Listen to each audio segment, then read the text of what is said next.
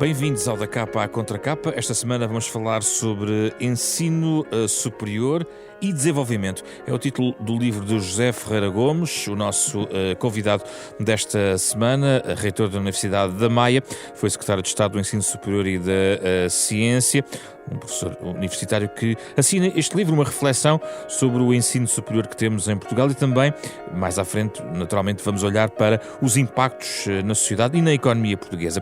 Também convocámos para este programa João Duque, professor universitário, professor do ISEG e atualmente a presidir esta instituição de ensino superior, numa conversa nos próximos 30 minutos desta parceria da Renascença com a Fundação Francisco Manuel dos Santos.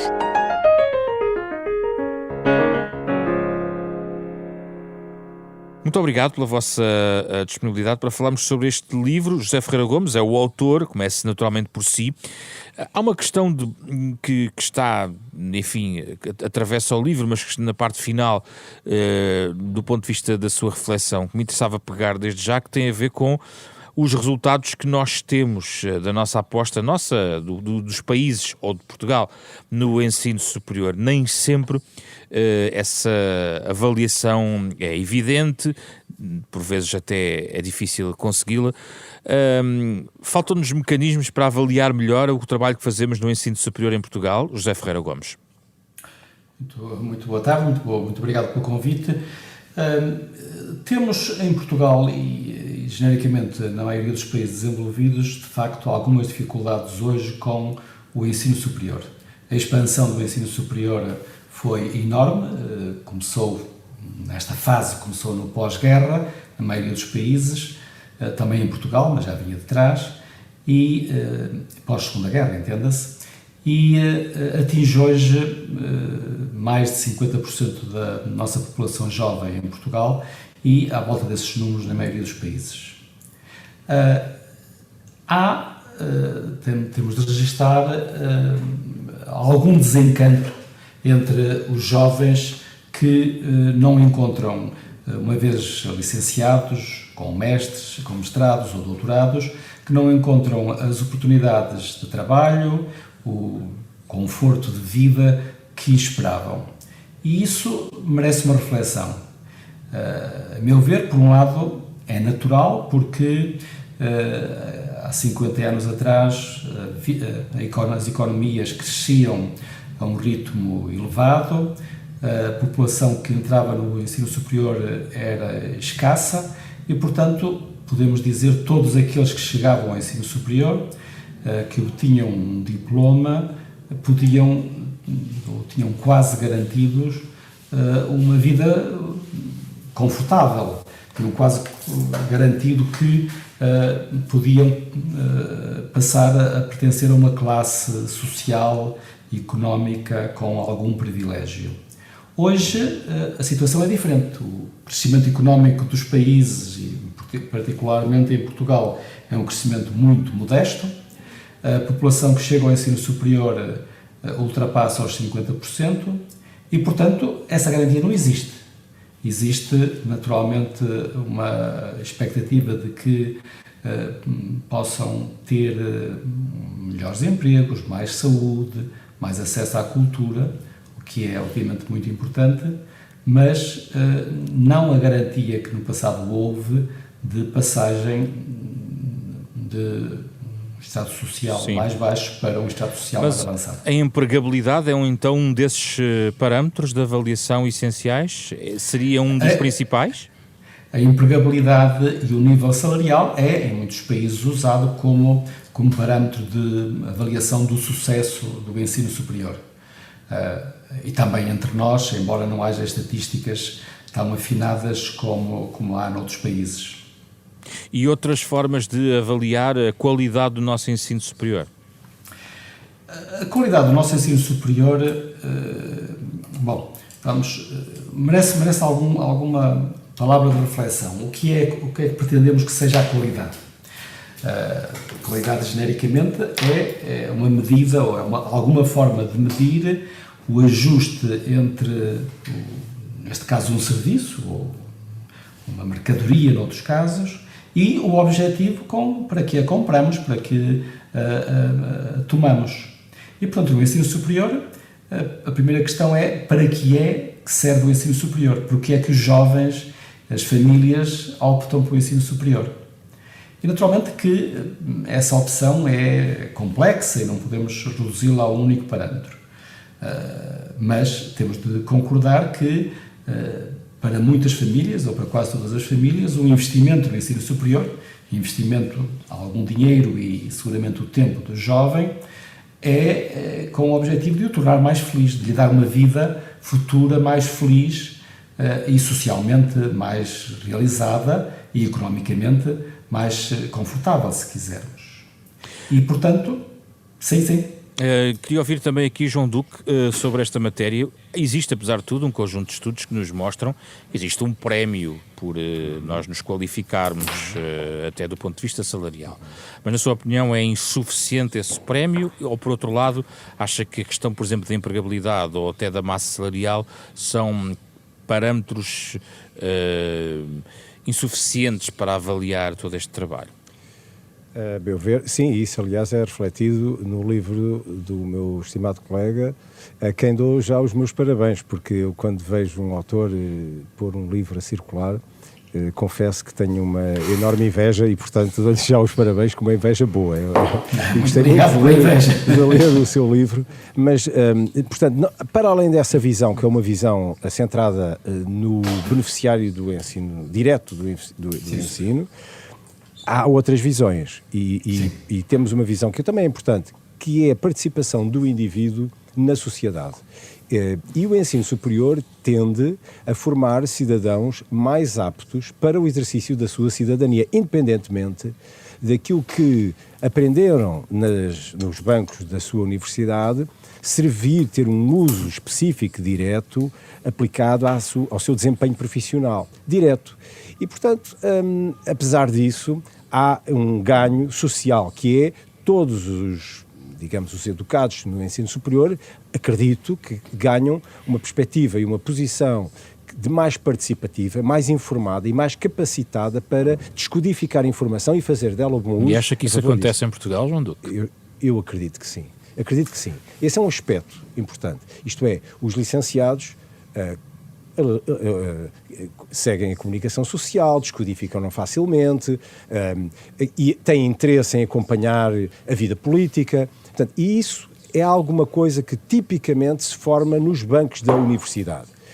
E, portanto, e fazem de uma forma mais educada, mais capacitada para descodificar essa informação. Com mais argumentos, digamos. Mais racionalidade, mais argumentos na discussão. E, portanto, isso é muito importante, porque isso forma, de facto, um coletivo mais sólido na decisão de governo de todos nós. Isto é muito importante. Segundo aspecto importante é o que diz respeito às empresas e ao desenvolvimento tecnológico que advém e que é mensurável com patentes, investigação aplicada, doutoramentos feitos em empresa, etc. E aí temos uma ótica diferente. O indivíduo que usufruiu da educação está agora ao serviço de alguma coisa e a executar uma tarefa de alargamento de fronteiras, tornando as empresas com serviços ou produtos mais adequados às suas aspirações e necessidades e, portanto, servindo melhor o coletivo. E aí como é que estamos? Eu acredito que estamos melhor. Eu sou o presidente do ISEG e nessa qualidade nós não temos patentes, praticamente, no que eu conheça, não temos infelizmente patentes. Temos algum trabalho feito com empresas, sim, temos muita investigação publicada e cada vez mais, e isso é uma característica da academia. A academia portuguesa, nas últimas 3 décadas, cresceu imenso e afirmou-se mesmo no espectro internacional, através daquilo que são as métricas típicas dos académicos, que é a publicação avaliada pelos seus pares. E nesse aspecto estamos significativamente melhor do que estávamos. E em relação à empregabilidade e aos salários destas pessoas que saem do ensino superior? Isso aqui já foi referido e de facto há Concorda? O prémio de benefício por estar educado na universidade tem-se reduzido. E em algumas sociedades mais do que noutras. E em algumas sociedades porque não criam, não dão oportunidades de investimento, de aplicação, porque o investimento que é criado não é dirigido para este tipo de atividades. Nem há um esforço público para distinguir as empresas ou os projetos que são submetidos à própria avaliação pública e para daí beneficiarem de fundos que orientem a procura portanto, a procura de mão de obra mais qualificada, mais produtiva, mais adequada ao escoar deste contingente de pessoas que todos os anos colocamos no mercado e que são altamente apetecidos e cobiçados por empresas estrangeiras e que os levam. Portanto, não é uma incapacidade da Academia Portuguesa, e isso é referido no livro, não é uma incapacidade da Academia Portuguesa de produzir bons profissionais e fazê-los aptos para trabalhar nessas empresas e fazer investigação, é uma incapacidade de termos locais de trabalho para os acolherem e os remunerarem adequadamente. Porque, como diz José Ferreira Gomes, no seu livro, há baixos indicadores, digamos, da absorção de todas estas pessoas que tentam, por exemplo, passar para as empresas e depois isto reflete-se naquilo que é a investigação que as próprias empresas fazem. Estou certo? Sim, está certíssimo e deixe-me dizer que estou 100% de acordo com o professor João Duque, com o que ele diz. Quer dizer, a educação sempre foi, aliás, desde a velha Grécia, um meio que as famílias usavam para que os seus jovens tivessem mais tarde acesso à vida política, à vida da cidade, e continua a ser esse instrumento. E a apreciação que fazemos da utilidade da educação do ponto de vista individual há aqui uma situação complexa. Por um lado, como eu dizia há bocadinho, há a frustração de muitos jovens que hoje têm padrões de educação que não obtêm depois o retorno que esperavam. Mas, por outro lado, o nosso prémio salarial para, não tanto já para um mestre, não tanto para um licenciado, mas para um mestre, que corresponde em extensão de estudos aos antigos licenciados, portanto a situação é semelhante, o prémio em Portugal ainda é elevado. E devemos dizer, aliás, que estes prémios salariais, em consequência dos diplomas do ensino superior, associados a diplomas do ensino superior, são elevados geralmente nos países menos desenvolvidos e menos iguais. Isto é, o prémio salarial para o licenciado será mais baixo na Noruega do que em Portugal. E em Portugal é mais baixo do que sei lá, no Brasil ou no México. Porque aí esses países têm desigualdades internas maiores. E, portanto, desse ponto de vista, temos uma situação difícil de gerir em termos políticos, em termos nacionais, que é a necessidade de acompanhar a sociedade mundial em termos de progresso da educação e progresso de acesso à educação e a níveis de educação cada vez mais vastos, e, por outro lado, garantir que não se atingem níveis de frustração potenciais dos jovens graduados excessivos que vão provocar dificuldade e, no nosso caso, que vão provocar, como estava a ser salientado, uma imigração excessiva. José Ferreira Gomes, não há aqui também um risco de um desequilíbrio? Isto foi muito debatido ao longo dos últimos anos. A ideia de começar a formar um conjunto de licenciados, mestres e até doutorados em áreas que faziam falta à economia portuguesa. Isso depois levou a uma discussão sobre se deveríamos abandonar a aposta num conjunto de outras áreas mais básicas ou mais duras ou mais, estruturais, para fazermos uma aposta mais direcionada, relacionada já com a empregabilidade. Como é que se posiciona do ponto de vista da política pública neste aspecto, José Ferreira Gomes? Não podemos hesitar em prosseguir uma política de desenvolvimento do ensino superior e um ensino superior de qualidade no sentido de responder à enorme diversidade dos jovens que hoje chegam ao ensino superior. E aí, essa diversidade é seguramente maior do que foi no passado. Isto é, se temos jovens que chegam ao ensino superior com uma enorme ambição intelectual, académica, temos de ser capazes de dar resposta a esses jovens. Mas temos outros que procuram um complemento de formação para um acesso rápido ao mercado de trabalho numa posição mais diferenciada, e também a esses temos de oferecer um percurso de formação eventualmente mais rápido, eventualmente menos ambicioso do ponto de vista académico, que satisfaça a vontade, porque tudo isto é qualidade, é ajuste para as necessidades de acordo, mas podemos estar a entrar, por exemplo, numa aposta excessiva ou não, desequilibrada, pergunto, em determinadas engenharias, em detrimento de cursos de história ou de filosofia, eventualmente, porque, quer dizer, empregar filósofos ou historiadores não é tão fácil, digamos assim. Não, em Portugal temos seguido uma política liberal nesse aspecto, no sentido de permitir aos jovens a escolha.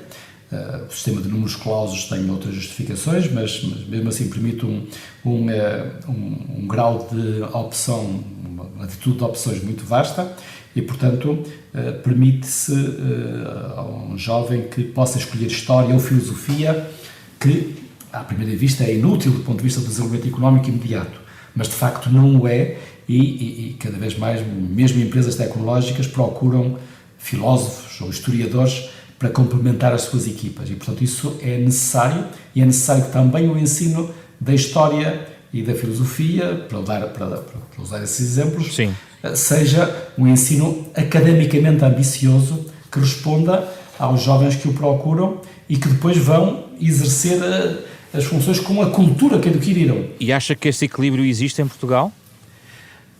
Eu gostaria de ver esta diferenciação, esta diversidade de oferta de ensino superior mais transparente, mais bem percebida, quer pelas famílias que acompanham os jovens que chegam ao ensino superior, quer pela sociedade que depois os emprega, não é?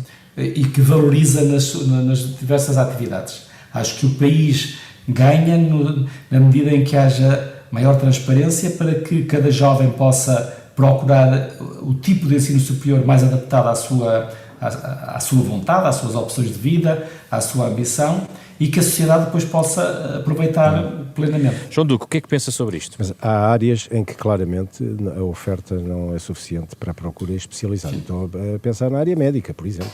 Há claramente um déficit de licenciados, mestres, médicos que saem das nossas universidades, a ponto de levar muitos portugueses a emigrarem e voltarem e conseguirem emprego em Portugal. Portanto, isso significou que tiveram que fazer parte da sua carreira formativa fora de Portugal para poderem entrar no mercado de trabalho português. E, além disso, estamos, claro, todos sabemos, de casos de empregarmos pessoas que não foram cá licenciadas e nem sequer falam, a língua materna não é o português, e, portanto, isto significa que a nossa formação em determinadas áreas não foi suficiente, como não é suficiente, muito provavelmente, em algumas áreas de engenharia e por aí fora. Ora, isso não impede, e, de facto, eu estou de acordo com esta necessidade de uma diversidade grande, até porque as novas gerações exigem esse tipo de postura. E até por um problema que se coloca à sociedade é da pouca, digamos, duração que hoje muitas profissões aparentemente vão ter no futuro. Isto é, os ciclos de vida das próprias profissões, tal como as conhecemos, são muito curtos. E, portanto, o que as pessoas têm que preparar-se é para uma vida onde começam com uma determinada formação e, a meio da vida, podem ter que mudar, porque vão fazer outras coisas. E, nessa altura, vão outra vez à universidade buscar mais informação, mais competências, mais capacidades, etc., para depois desenvolverem tecnicamente. Se é que essa é a procura do ensino superior. Porque o ensino superior ainda tem uma outra vertente, que eu há pouco também não referi, que eu acho que é muito importante, que é a seguinte: imagine-se que, com o desenvolvimento da inteligência artificial e da mecanização, digitalização, etc., nós vamos precisar de cada vez menos pessoas para trabalhar. Aliás, fala-se na semana de 4 dias úteis de trabalho. O que é que as pessoas vão fazer nos 3 dias de ócio, ou nos 4 ou nos 5? O que é que vão fazer? Se as pessoas não tiverem uma formação de base que lhes permita usufruir, fruir, não é? Fruir daquilo que depois pode ser a leitura, a cultura, então a arte, então fazem o quê? Podem estudar uma nova área que não tenha a ver com a área de base. Certo. O engenheiro pode dedicar-se de repente a tirar uma pós-graduação em filosofia ou história. Certo, mas eu estou... Exatamente, mas para quê? Lá está. Porque valoriza o seu trabalho, de alguma potencialmente, forma. mas eu não estou a ver o ensino superior só como esse tipo de utilidade. Eu fiz uma proposta e correu muito bem aqui há uns anos atrás, e nós ainda continuamos com esse tipo de formação, que é cursos dirigidos a pessoas que são séniores. Portanto, supostamente, os nossos alunos não era uma universidade sénior, mas era uma pós-graduação dirigida a alunos que quisessem voltar à universidade com mais de 65 anos, reformados, claramente aposentados. Como é que correu? Muito bem. Aliás, eles gostaram tanto do primeiro curso, que foi um semestre, que pediram um segundo e um terceiro. E porquê? Porque eles, o que eu dizia é, façam da educação não um investimento, mas um ato de fruição, de consumo. E eles faziam isto. Eles estavam ali não para investir em ferramentas que iam usar no trabalho, porque eles já não estavam a trabalhar e já não iam trabalhar, mas pura e simplesmente porque gostavam de conhecer e de perceber aquilo que era a linguagem dos que estão no ativo usam. E eu acho que isso é muito importante. Mas, repare, como digo isto, que é numa área mais técnica, não é a área da economia ou da gestão das instituições, etc., falo na área das artes, das humanidades, das línguas, da história, da filosofia. Porque, no fim do dia, eu pergunto, o que é que vamos fazer nos 3 dias de ócio ou nos 4 dias de ócio?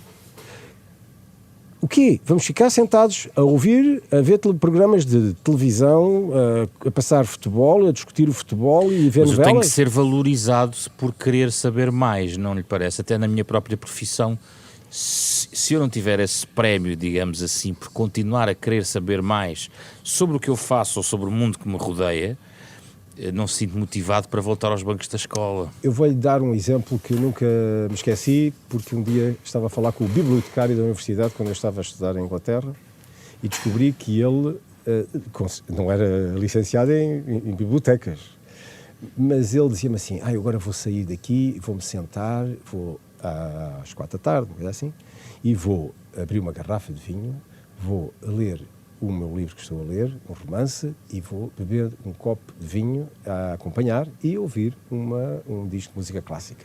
E ele dizia aquilo como o período do tempo do dia mais valioso para ele. Repare, isto não tem nada a ver com a atividade dele. Ele até podia ter feito um curso de bibliotecário, etc. Isto não tem nada a ver.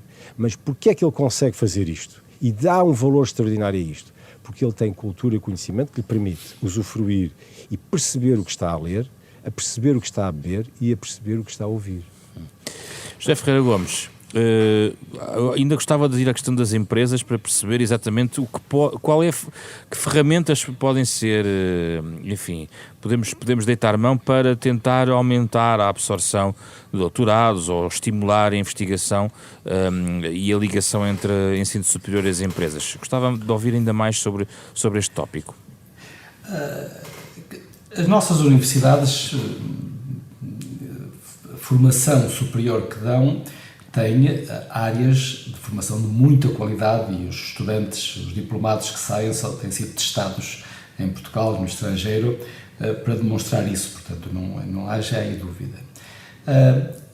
Quanto à entrada direta no emprego, nas empresas ou noutras organizações, uma evolução que é de registar e que temos de ter em atenção é que as empresas, todas as organizações, quando hoje procuram um novo colaborador, um novo trabalhador, normalmente procuram alguém mais pronto a entrar no posto de trabalho do que no passado. Isto é, no passado a empresa contratava um jurista e provavelmente, a empresa ou qualquer outra organização, provavelmente não se importava de o ter durante 6 meses, 1 ano, a adaptar-se ao posto de trabalho para que depois ele fizesse os pareceres ou as intervenções jurídicas que precisava, ou mesmo para um engenheiro que acabava de fazer essa formação. Hoje isso é normalmente mais difícil. E o que se está a pedir às universidades, ao ensino superior em geral, é uma tarefa difícil, que é de ser capaz de formar um diplomado, oferecer um percurso educativo a um diplomado que não só lhe dê a cultura, como estava aqui a discutir o João Duque, eu estou inteiramente de acordo com esse benefício pessoal e social e do grupo, mas ser capaz de que o estudante, no fim do curso, uma vez diplomado, possa, digamos, no dia seguinte entrar no posto de trabalho. E isso exige muito da universidade. Exige que ela seja capaz de estar muito perto, muito próxima das competências que são pedidas no posto de trabalho, estar muito próxima disso, sem deixar de dar ao jovem um percurso que o prepare para as mudanças que ele vai ter ao longo da vida. Este é um desafio tremendo que se põe hoje às universidades. E nisso temos de dizer que os nossos percursos de ensino superior, a nossa vida estudantil no ensino superior, continua a ser relativamente pobre. Isto é, o estudante, particularmente numa grande cidade, e imagino que o João Duque em Lisboa, ou eu no Porto, na Maia, aqui, sinto que os estudantes fazem demasiado um vai e vem direto de casa à sala de aula e de regresso a casa, e que seria importante que a sua experiência de jovem, a sua experiência de socialização no ambiente da universidade fosse mais rico, para lhe dar a vontade de fruir a leitura do tal romance ou a audição de uma peça musical. E isso tem que partir das próprias universidades, José Ferreira Gomes? As universidades, o jovem é o que é, são o que... É o que é e de onde vem, muitas vezes também, não é? De onde vem, em termos de família, em termos de percurso educativo prévio. As universidades têm de tomar esse ponto de partida, assumir esse ponto de partida como ele é e fazer um esforço por levá-lo a uma diversidade de interesses maiores, isto é, criar um ambiente em que ele possa ter outras motivações para além de uma séria preparação académica e uma séria motivação para o exercício daquela área onde ele está a fazer a formação. E, portanto, voltando à sua pergunta, como é que nós estamos a preparar os nossos jovens para entrarem numa empresa, entrarem numa organização pública, privada, empresarial ou social? Estamos a dar-lhe as competências diretas que ele vai precisar, e aí temos de ser mais básicos no sentido de lhe darmos competências que ele pode usar e adaptar para usos diferentes no futuro, mas ao mesmo tempo ser capazes de afinar a preparação para que ele possa, no dia seguinte, em termos extremos, no dia seguinte entrar no posto de trabalho, porque é essa a necessidade e é essa a queixa das empresas quando se referem ao percurso formativo numa universidade. João Duque? Eu tenho uma visão que mete para além disto, uma visão claramente aberta do que é o ensino universitário. Eu, à frente da escola, e orgulho muito de tentar abrir horizontes e rasgar aqueles olhos aos miúdos e abrir-lhes as cabeças e mostrar-lhes que há muitíssimo mais para oferecer naquele espaço e para os submeter e desafiar do que propriamente o conhecimento na área da economia ou da gestão. Mas isso para mim é óbvio. Mas é por isso que como presidente da instituição considera que essa é uma missão sua? Eu considero que isso é uma missão minha, claramente, porque eu tenho que fazer com que eles vão mais preparados, mais conhecedores, mais maduros para as instituições e não cheguem lá e saibam apenas abrir o Excel e trabalhar no Excel ou Python ou não sei o quê, para além da oferta e da procura. Não, eles têm que saber muito mais do que isso, porque eles têm que saber, por exemplo, enquadrar o conhecimento e a evolução do conhecimento naquilo que é um movimento global de conhecimento e de cultura, porque as coisas não estão desligadas, e é por isso que eu lhes oferece a possibilidade de estarem sujeitos a exposições de arte, temos concertos de música clássica, trazemos bandas de rock e de bandas de filarmónicas, por isso que trazemos grupos de teatro, por isso que tendemos a criar um espaço de grande abertura para eles verem e poderem pensar e refletir sobre temas muitíssimo variados. Abrir a porta à expressão e à reflexão política, filosófica, religiosa. Atenção, eu na minha escola permito que os grupos religiosos se encontrem para refletir e falar sobre aquilo que os liga, ou que pode ligar, por exemplo, numa análise económica das coisas, porque não? E, portanto, eu acho que isto é obrigação. Aliás, a própria a palavra universidade, de universo, não é? É uma grande abertura e de colegialidade de formações e de espectro de opiniões. Até há universidades, como a minha, onde oferecem cursos chamados de estudos gerais, em que o licenciado não é licenciado em nada. é estudos gerais, é em tudo, e que pode, e vai buscar créditos a muitas escolas diferentes. Acaba o curso e dizem assim, o que é que sabes? Eu sei um bocadinho de tudo e sei preparar-me para uma vida que eu não sei o que é que vai ser. José Ferreira Gomes, vamos da parte final, da saída para a entrada e ao acesso. E há também aqui o desafio da equidade nesse acesso. O que é que podemos fazer em Portugal para melhorar esta dimensão? Em Portugal temos desequilíbrios e alguns estão registados, há estudos que os encontram, que os mostram, no acesso, como em todo o mundo e dificilmente se pode ultrapassar.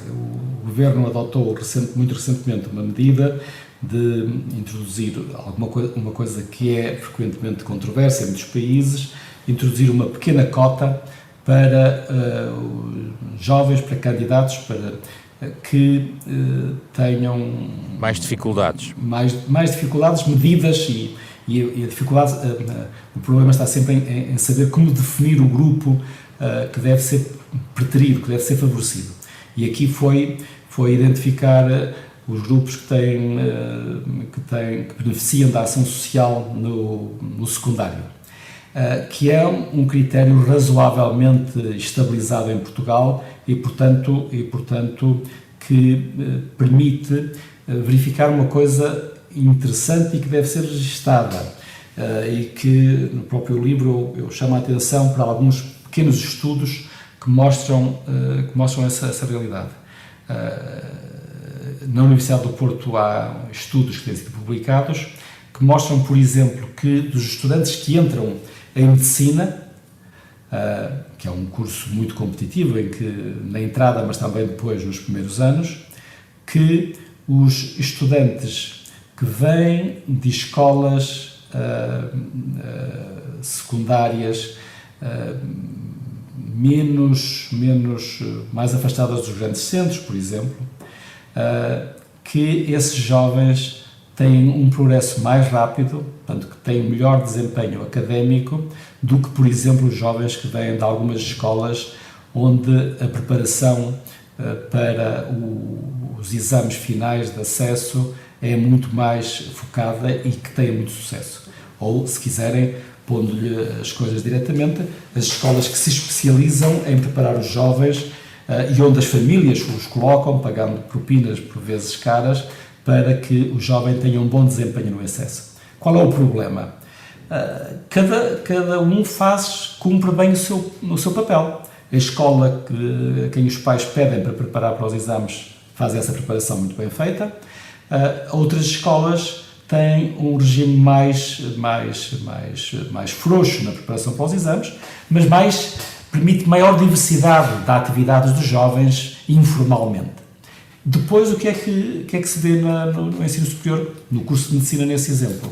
Vê-se que aqueles que tinham sido puxados ao seu limite no momento do exame, depois têm um desempenho relativamente mais baixo, porque vão descomprimir ou vão ter o seu desempenho normal no superior, enquanto que aqueles jovens que vinham de um trabalho, de um percurso no secundário mais relaxado, mais livre, vão depois ser levados e ser capazes de ir mais longe em termos relativos do que era esperado.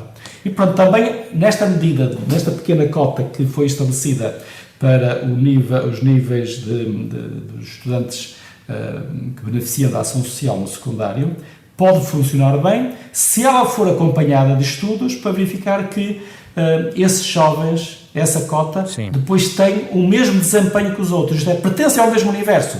Se tiveram um desempenho ligeiramente mais baixo nos exames, quer dizer que prepararam pior os exames por terem menor pressão familiar, por terem menor, sim, pressão na escola, mas que são do mesmo grupo. Se não acontecer isto, já é mais duvidoso que devam ser favorecidos. E já agora, sobre a seleção dos futuros universitários, recomendaria alguma mudança no regime atualmente em vigor, no acesso? Bom, eu recomendaria pelo menos que houvesse um ensino secundário a funcionar e que fosse sério na apresentação das matérias, das disciplinas que são mais relevantes. Nos últimos anos tem tido dificuldades, como todos sabemos, não é? Para além das dificuldades programadas em termos de organização curricular, em termos de laxismo na avaliação, que é uma parte importante. Depois tivemos a pandemia e temos este ano, como todos sabemos, as enormes dificuldades no funcionamento das escolas. João Duque, o que é que temos que mudar no acesso ao ensino superior? Eu diria que mais importante do que as regras do exame, eu acho que é o apoio aos alunos em todo o percurso. Porque, de facto, a competição de um aluno inserido numa família com grandes carências é impossível de se fazer em pé de igualdade com um aluno que tem tudo. Tem todo o apoio, tem todas as condições. E essa é que é a questão. Não é as pessoas pobres que são propriamente incapacitadas ou mais estúpidas que as outras, que não são. E o que para mim é chocante é ver casos em que, como eu conheci um caso concreto, um aluno de Évora, que entrou em medicina, portanto era um excelente aluno, e em conversa com o pai de um, que é meu amigo, e que tinha o filho que vinha para a engenharia nesse ano, em conversa com o miúdo, descobriu que ele não ia aceitar o lugar em medicina em Lisboa. E ele perguntou-lhe porquê. Repare-se, o aluno estava lá dentro, em medicina, e ele disse, porque eu não posso viver em Lisboa, porque eu não tenho bolsa, eu não tenho dinheiro para viver em Lisboa. E este meu amigo, que tinha um apartamento, lá está, tinha um apartamento, o filho vinha para o apartamento em Lisboa, disse, não, espera lá, tu tens que entrar em medicina. E uma coisa fica já a saber, tens um quarto no meu apartamento sem pagares renda e havemos arranjar a maneira de tu teres uma maneira de subsistência e pagares os livros, não é só comer, mas é também os livros e algumas deslocações que têm a fazer a casa. Essa é que é a questão, mas a questão a anteriori, para que dois alunos consigam estar em pé de igualdade na sala do exame, e eu acho bem que se faça o exame, eu também fiz, e passei e fiz, portanto não acho nada mal. A questão é como é que eu ponho esses alunos em pé de igualdade.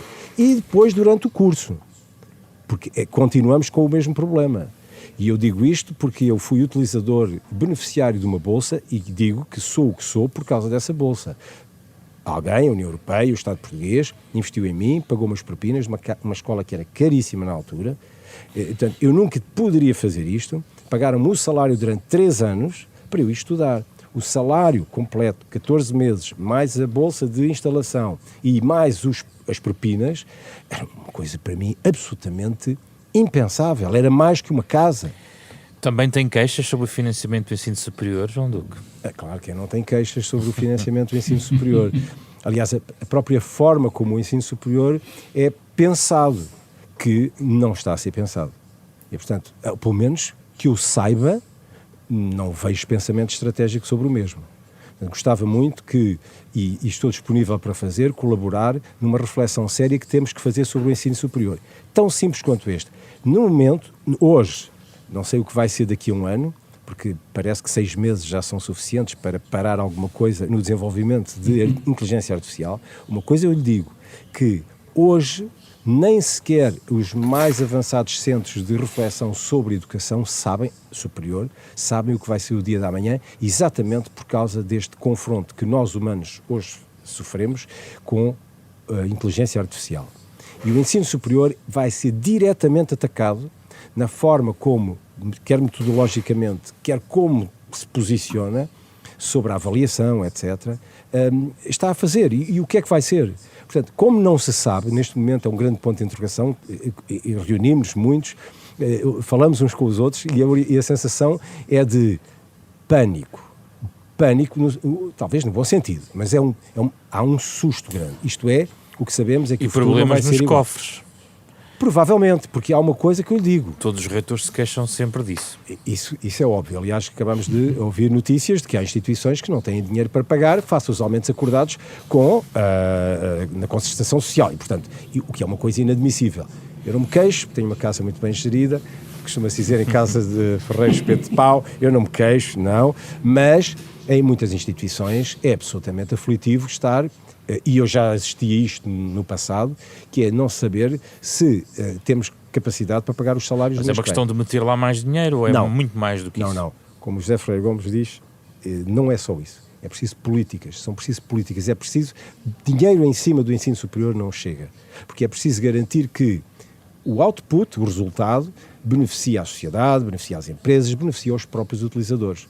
Porque, está bem, há aqui uma forma difusa, geral, assim um bocadinho, digamos, romântica, de que todo o conhecimento que é adquirido no ensino superior acaba de ter um reflexo, nem que seja na cidadania. Foi isso que eu comecei por dizer. Sim, é verdade. Sim, no fim do dia temos que pagar o nosso almoço e o jantar, certo? E temos que o fazer.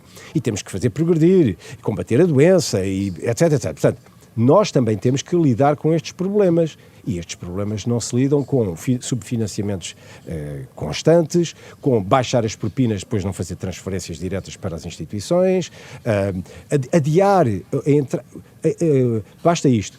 Eu só, há 2 semanas, soube exatamente como é que eu podia gerir o meu dinheiro na execução do meu orçamento este ano. Estávamos a falar já a meados de abril. O ano começou no dia 1 de janeiro. Os políticos não sabem isto?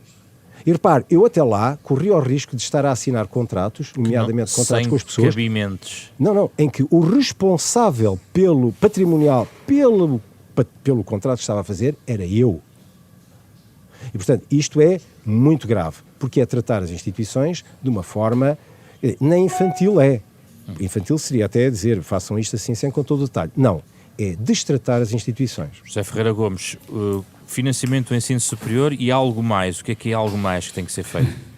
Não, o financiamento do ensino superior, como o colega João Lucas estava a dizer, é magro. Eu, em comparação internacional, gosto sempre de comparar com países com uma riqueza semelhante, com um PIB per capita semelhante. E fazendo essa comparação, o nosso financiamento do ensino superior fica um pouco abaixo da média de outros países com padrões de riqueza, se quiser, semelhante. Em contrapartida, com o ensino básico e secundário, fica substancialmente acima. Isto é, por razões de capacidade de gestão, o ensino superior tem conseguido gerir-se, apesar de tudo, muito melhor do que o ensino básico e secundário, e daí resulta que sem prejuízo da qualidade do ensino, estou convencido, que consegue ser muito mais eficaz e muito mais eficiente. Agora, o que não temos sido capazes é de, como estava o João Luca a dizer, de estabelecer regras que permitissem às instituições serem ainda mais eficientes na sua gestão, ser mais livres na sua gestão, livres, não independentes, não, estão a prestar um serviço público, um serviço à população e, portanto, têm de satisfazer aquilo que é a sua missão definida democraticamente por quem de direito. Mas, nesse exercício, têm de ser capazes de fazer a gestão. E a distribuição da verba disponível no Orçamento de Estado para as instituições do ensino superior públicas, para as universidades e institutos politécnicos, depende muito da história, depende muito daquilo que foi conseguido politicamente, por contactos no passado, depende das instituições terem crescido ou terem diminuído. Não foram dados, através do financiamento, os estímulos devidos para que as instituições melhorem o ensino que prestam, melhorem o trabalho que fazem com os seus estudantes e, como dizia o João Duque, não só na sala de aula, mas também fora da sala de aula, oferecendo outras condições de fruição e de experiência a esses jovens na idade de jovens adultos. Há um capítulo ou subcapítulo que no livro nos traz as alternativas de financiamento. Há alguma alternativa que podia ser explorada em Portugal, José Ferreira Gomes? O financiamento do ensino superior em todo o mundo depende do financiamento estatal, direto, como aqui, ou de propinas, e a terceiro modo é através de propinas pagas pelos estudantes com empréstimos, normalmente com garantia do Estado. Mas, no fim, do ponto de vista da instituição, acabamos por estar numa situação sempre do mesmo tipo. Isto é, o estudante, a família ou o Estado pagam uma propina, pagam uma taxa pelo serviço que é prestado. Depois, outras fontes de financiamento. Sim, há em alguns países situações em que as universidades beneficiam de grandes financiamentos por benfeitores. O caso mais conhecido e o caso mais notável é os Estados Unidos, em algumas instituições. Mas mesmo nos Estados Unidos, mais de 80% dos estudantes frequentam instituições financiadas pelos Estados, em complemento de propinas pagas pelos estudantes e famílias. E, portanto, esse ainda é o meio de pagamento. Depois, as instituições falam muito em receitas próprias. As receitas próprias das instituições portuguesas, das universidades e dos politécnicos portugueses, são quase totalmente receitas próprias também de fundos públicos do Estado português, da União Europeia. Os contratos de prestação de serviços com empresas são, em geral, modestos e provavelmente devem sê-lo, porque as instituições existem também na área de investigação para contribuir para o desenvolvimento das empresas do país. E, portanto... O que é que falta, então, nessa equação, para fecharmos aqui o nosso programa? Nesta equação falta uma arrumação, uma organização melhor e regras claras de financiamento que guiem as instituições na sua melhor qualidade. Há grandes diferenças entre o financiamento e não é suficientemente avaliado o trabalho feito pelas instituições em função do financiamento que recebem. Há muito trabalho a fazer aí. João Duque, vamos fechar o programa sobre financiamento de ensino superior nesta linha. Há uma área que em Portugal não é comum ser tratada, que é o chamado fundraising, o levantamento de capitais junto de antigos alunos, que ou individualmente, mas nós não temos pessoas muito ricas individualmente, infelizmente, ou empresarialmente. E esse tipo de contrapartida que os antigos alunos têm tradicionalmente reconhecimento, que é um reconhecimento de que a casa que os formou é suficientemente importante, ou foi suficientemente importante na vida deles para fazer deles uma pessoa diferente, a ponto de eles quererem manter essa instituição viva para fazer bem e mudar a vida de outros, é claramente, a meu ver, a fonte que mais faz falta. Mas depois, é uma gota d'água isso. Não, é que nos Estados Unidos, por exemplo, é uma parte absolutamente fundamental, em que os antigos alunos financiam com grandes parcelas as antigas instituições. Em Portugal isso é raro, mas temos um caso muito bem sucedido, a Universidade Nova, na Escola de Economia e Gestão, sim, em Carcavelos. Foi um projeto desenvolvido com imensos apoios de empresas e antigos alunos, exatamente em reconhecimento de que era uma escola com um projeto que fazia sentido para Portugal e portanto, achei muito bem e um bom exemplo de como a sociedade civil pode ajudar a modificar uma coisa que vale a pena, um bom projeto. Mexeria no paradigma das propinas, João Duque?